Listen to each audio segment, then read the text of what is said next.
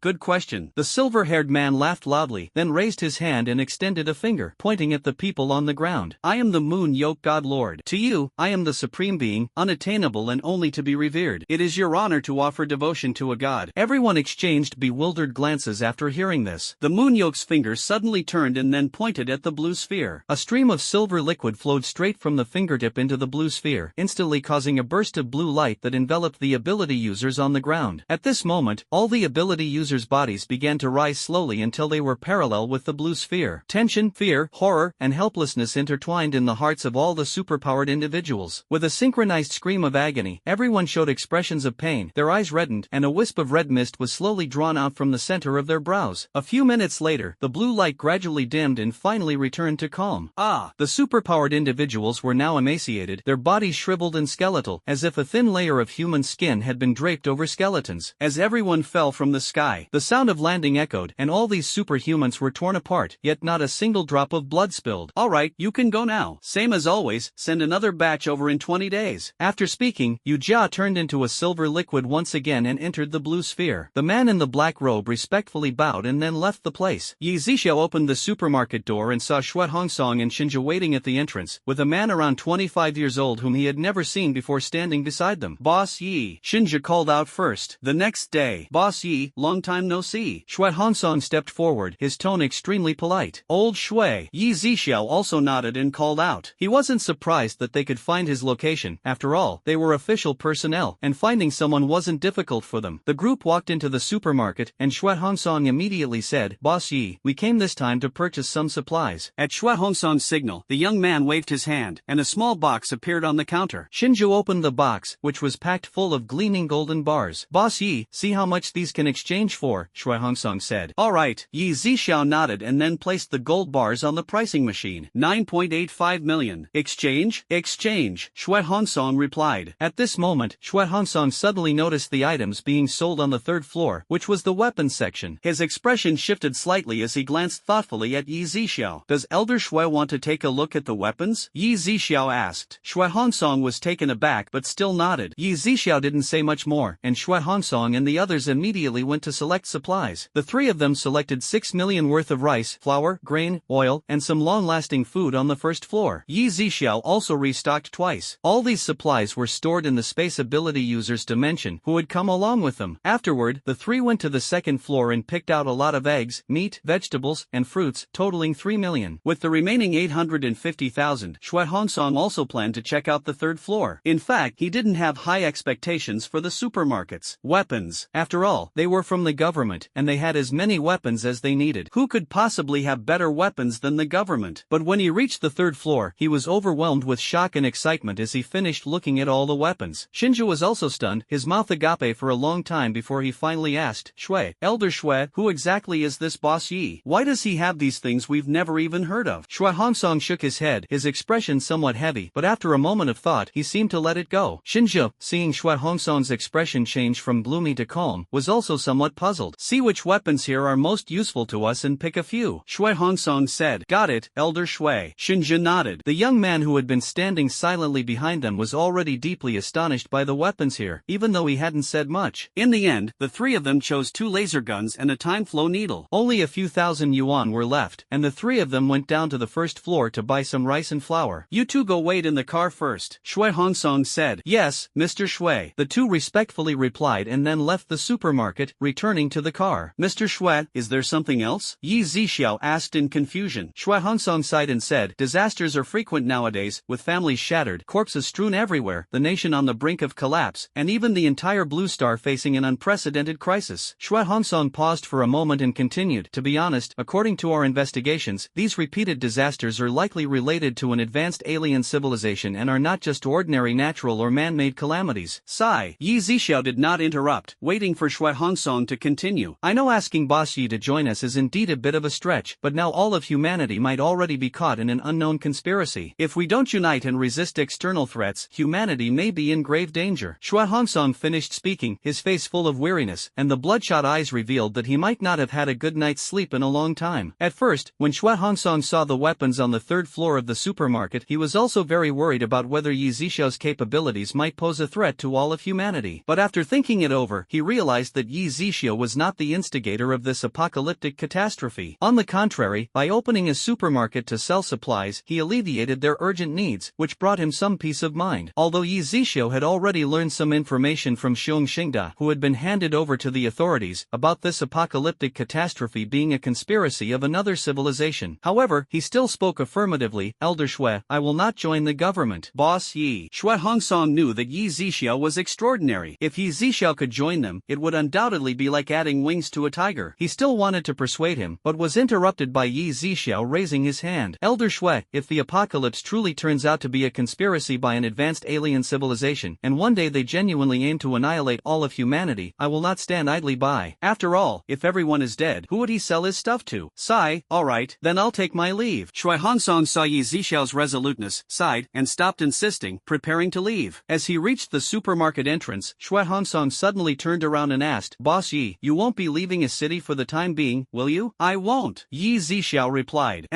Shui Hongsong nodded, left the supermarket, and after returning to the car, Shinja asked, "Mr. Shui, which base are these supplies going to be sent to?" "Currently, City A isn't too short on supplies. Let's send them to the base in City A East first. After I discuss with Mr. Jean and request some items from above, we'll let the various bases come to the supermarket to exchange for supplies. After all, these valuable gold, jewelry, and antiques aren't his private property. Ultimately, he still needs to explain everything clearly to the higher-ups." "But won't the supplies in this supermarket be bought out by just a few bases?" Shinja was somewhat worried. If all the bases learned about the supermarket, the bases that arrived first could buy a lot, while those that came later might not be able to buy anything. At that time, trouble might arise, and some might even act like in ancient times, amassing troops and proclaiming themselves kings. Shui Hongsong shook his head. "I don't know, but I always feel that this Boss Yi is extraordinary. The supplies shouldn't be so easily bought out. How could he not understand? Humans are not saints. Not everyone can selflessly prioritize the greater good. If he could make all the decisions, he would immediately exchange all valuable items for food to ensure humanity's survival, as that was the most critical priority. But the reality was that he also had to set an example. sample. Rules couldn't be broken, and everything had to be reported step by step, waiting for the results. Shinjo also said nothing more, instead looking out the window at the zombies and the remnants of human corpses that would occasionally appear. At the same time, in the supermarket, the system's voice sounded again. Congratulations to the host for successfully unlocking the 4th floor energy cafe. Dabai, watch the store. I'm heading upstairs for a bit, Yzia said to Dabai, who was standing not far away. Okay, boss. Dabai nodded. When he looked up, Yzia had already disappeared from where he was, and when he reappeared, he was at the 4th floor staircase. At this moment, the water wave barrier had disappeared, revealing an extremely spacious area in silver gray. Square tables and round chairs were neatly arranged. Inside the coffee-making counter and in the hall, there were 3 robots in total, all white with a special metallic sheen. However, the robot inside the counter had a red light spot on its forehead, while the service robots in the hall had blue light spots. Originally motionless, they are now walking toward Yzia. Boss. The 6 robots bowed and called out. Yzia nodded and responded. I am 01. I am 02. I am 03. The robot behind the counter introduced itself. I am 04. I am 05. I am 06. The service robot in the hall also introduced itself.